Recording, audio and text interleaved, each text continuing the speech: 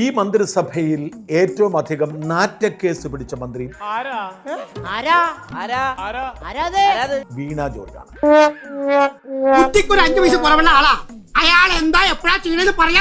മന്ത്രി എന്ന നിലയിൽ പ്രവർത്തിക്കണമെങ്കിൽ ഗട്സ് വേണം എന്ന റിപ്പോർട്ടാണ് തിരിച്ചറിഞ്ഞത്. പിണറായിയുടെ ഇഷ്ടത്തിനപ്പുറത്തേക്ക് ഒന്നും ചെയ്യാൻ കഴിയാത്തത് കൊണ്ട് തന്നെ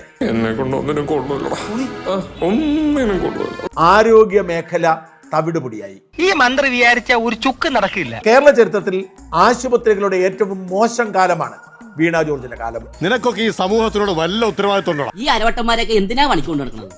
വീണ ജോർജിനെ നന്നായി വസ്ത്രം ധരിച്ചു നടക്കുക, വടിവത്ത ഭാഷയിൽ സംസാരിക്കുക, വിമർശിക്കുന്നവരോട് പക വീട്ടുക, ഇങ്ങനത്തെ എന്തൊക്കെയോ ഹോബികളാണ്. അയക്കെന്താ പ്രാന്താണ്. അയ്യോ പൊന്നു മോനെ, പ്രാന്തെന്ന് പറഞ്ഞ ഈ സൂക്കറിനെ കുറച്ച് കാണരുത്.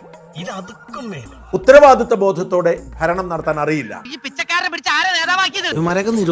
കഴിഞ്ഞ കുറെ ദിവസമായി പത്തനംതിട്ടയിൽ നടന്നുകൊണ്ടിരിക്കുന്ന ഈ പരിപാടിയിൽ മന്ത്രി എത്തുമ്പോൾ സദസ്സിലുണ്ടായിരുന്ന ആളുകളുടെ എണ്ണം സ്റ്റേജിലുണ്ടായിരുന്നവരെക്കാൾ കുറവായിരുന്നു.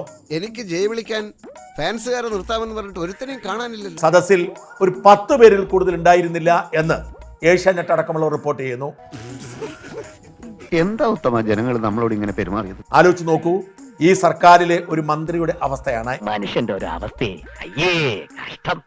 ഇത് കണ്ട എന്റെ കളിയാക്കാൻ ആളുകൾ വിളിച്ചോണ്ടിരിക്കാണ്. മന്ത്രി പങ്കെടുക്കുന്ന പരിപാടിയിൽ പങ്കെടുക്കാൻ ആളുകൾ പോലും ഇല്ലാതായിരിക്കുന്നു. നിന്റെ കയ്യിലിരിപ്പതായിരുന്നല്ലോ.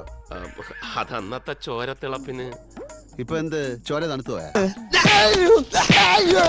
അപ്പൊ ഓക്കെ, ഇനി ബാക്കി അടുത്ത ഞായറാഴ്ച.